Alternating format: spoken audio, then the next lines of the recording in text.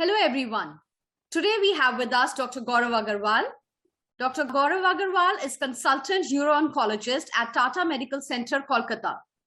Dr. Gaurav Agarwal has rich experience in the field of uro-oncology and carries out the treatments with utmost precision and efficiency, ensuring that patients' health is in safe hands. A very warm welcome to you, sir. Over to you, Dr. Gaurav. Thank you. Good morning, everyone. I'm glad to have this opportunity to be able to speak to you all. Like Dr. Gulshan has already described, I'm a uro-oncologist here at Tata Medical Center, Newtown, Kolkata. So we mainly deal with all types of urological oncological procedures related to the urological system. For example, related to the kidney, the bladder, the prostate. The article which I have written in particular is related to post-prostatectomy care.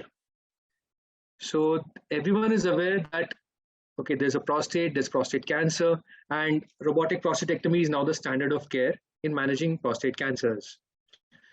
So you get a lot of literature in books, even on Google, about what the surgery is, how it's done, what is done before, etc. But there's not too much information on what is done after surgery. What does the patient feel, or what are the things that he has to take care after surgery?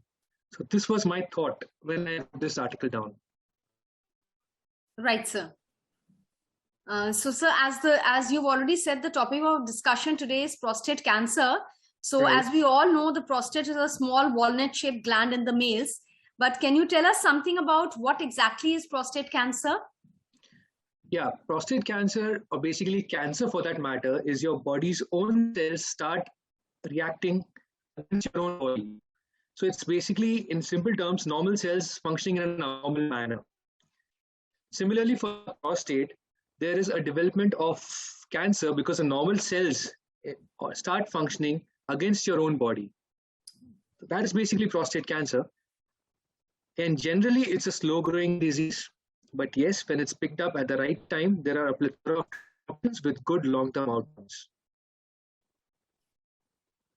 So what are the chances of Indian men getting prostate cancer? The chances of Indian men getting prostate cancer is almost similar to what is there in the world. It's about 1 in 8 to 1 in 10. Now, does that mean all of these prostate cancers require treatment? That's not the thing. All of these prostate cancers would not require treatment. For example, many of these patients or many of us would harbor a focus of prostate cancer for a lifetime, and we wouldn't even know about it. Sir, it is said that all men are at risk of having prostate cancer. Yes. So can you tell us what are the risk factors, various risk factors for this particular disease? Yeah. See, there are not, like, for example, there are no proven risk factors. For example, if a patient has this, then he's going to have prostate cancer. Okay. Most of the prostate cancers are picked up incidentally. You would see books or you would see papers saying that fatty foods, obesity, heredity, all of these are responsible. But all of these are just attributed to cause prostate cancer. You cannot pinpoint a single cause leading to particularly prostate cancer. Yes, if your family has a history of prostate cancer among 2 or 3 first-degree relatives, and therefore screening is necessary for you. Okay, so screening should start at what age? In Western countries, they have something called as population-based screening. What we have in India is something called as an opportunistic screening. So there's no particular age at which we start screening in India. It's as and when, for example, on routine health checkups. Nowadays, people do routine health checkups annually. Right. So they'll do a simple test called as a PSA test, prostate-specific antigen blood test. That is how the entire process actually begins. You pick it up that it's a bit higher, then you go to a urologist or your oncologist. They'll evaluate you further and carry it out. But yes, if you have a family history, ideally you should get one PSA done at the age of 40. Okay. So what exactly is this PSA test? PSA test is a blood test. It's basically prostate-specific antigen. This is produced by the prostate cells in your body. It is a blood-borne, it goes via the blood, so it's picked up in the blood. Now, PSA high doesn't mean that you have prostate cancer. Okay. PSA can be high in a variety of conditions, in any infection, any intervention you've undergone, even if you've had a urinary retention, a UTI, all of them can rise in prostate-specific antigen. The PSA level can go high. So once you have a high PSA level and you visit your surgeon, your oncologist or urologist, they will then be in a position to let you know whether this is related to prostate cancer or non-cancerous. So it's a tool which will help you to go to the next step. Right.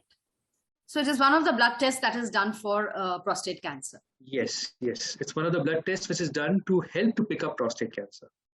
So, sir, are there any other blood tests, radiological investigations, or specific physical examination findings that lead us for the diagnosis of prostate cancer? Yes, absolutely. So most of the patients would come to me with a PSA test done as a part of a routine health checkup. I've seen a majority of patients with that. Once the PSA is high, we would first do something called as a digital rectal examination. Okay. That's we just pass a finger through the back passage and feel the prostate of the patient. That gives us some degree of idea whether this is a benign or a malignant prostate. Okay. Subsequently, there are certain investigations. There are radiological investigations. There's a biopsy. Radiological investigations would be an MRI of the prostate. There is bone scan. There's something called as a PSMA PET scan. Okay. And there's a CT scan. Now, each is used in its different indications. Right. Confirmatory test is a biopsy, which is a standard 12-core truss-guided prostate biopsy, which would help us to grade the disease. Right. And then we can take it ahead from there. Okay. So from the patient perspective, like they say, frequent urge to urinate is one of the most common symptoms that a patient faces. So what are the other symptoms that a patient might get if he's landing towards a prostate cancer? No, you cannot attribute any particular symptom to prostate cancer. Okay. All of these symptoms could be a process of aging. As one ages, symptoms of prostate enlargement, that is causing occlusion BPH. to the outflow of urine, BPH. Right. I wouldn't say BPH because you don't know it's benign or not. Or So not. prostatic hypertrophy or prostatic enlargement Right. take over. So it is usually for these reasons that the patient will go to a doctor. They'll evaluate him. If there are no other contraindications to doing a PSA, for example, if the patient doesn't have fever, UTI, etc., you'll do a PSA test, and that's how you would land up in this prostate cancer zone, sort of, if you have a prostate cancer. So what are the different treatment modalities available? The treatment modalities, once again, depend on the stage at which you have been picked up. For Okay. example, there is also something in a very early stage, there's something called as active surveillance. Basically, in that, you don't do anything. You're not treating the patient, but you're watching the patient at regular intervals. You're screening him with PSAs. You have a biopsy at the start. And then if the PSA starts rising, you take him towards treatment. So that prevents over-treatment. Subsequently, there is something where if the patient is based on different parameters, for example, based on his PSA, based on the biopsy, and based on the scanning, if the disease appears to be organ confined, then there are two treatment options which are almost equivocal. One is a radical prostatectomy, which is usually done by a robot nowadays. Oh, okay. And it's not that the robot is operating, it's a surgeon who's operating, but it's Of called as course. a robotic radical prostate. Okay. And there is radiotherapy with a short course of androgen deprivation therapy, ADT. So both of these are more or less equivocal in their outcomes. There's no major difference between one or the other. Again, there are certain individual guidelines or individual patient-related parameters which will help us to take a joint decision with the patient as regards whether they should go for a radiotherapy or a radical prostate. Okay. Subsequently, this is for localized. Now, if it is locally advanced prostate cancer, it's more in favor of radiotherapy as compared to surgery. And in an advanced stage, it's mainly hormone therapy with second and third line drugs. So, sir, what are the chances of patient survival? Generally, prostate cancer is a slow-growing disease per se. So many a times we pick up disease which, even if it wasn't treated throughout the lifetime of the patient, wouldn't affect him at all. If we pick up the disease in an early stage, we do have the option of treating him with something called as a curative intent. Okay. The intent is curative because this is a cancerous disease. Once you've taken it out, it can come back again. So Okay. once the surgery is done or radiotherapy is done, the patient is kept in regular stringent follow-ups. Right. For example, usually we follow them up every 3 months in the first year, 6 monthly in the second year, and then at least once a year for lifetime. So patients are followed up very, very regularly. At any evidence of disease getting out of hand, you would add second line or third line medications. So they are on medications post-surgery also. Not post-surgery. Post-surgery, they would be on PSA-based follow-ups. Okay. If the PSA starts rising, there are particular cutoff values beyond which if the PSA starts rising, there is an option that the patient might be given radiotherapy after surgery. Right. Okay. To cause that again with a curative intent. Medications would come in only once the disease has progressed beyond a locally advanced or an advanced stage. Or metastasis. Or a metastatic stage. Fine.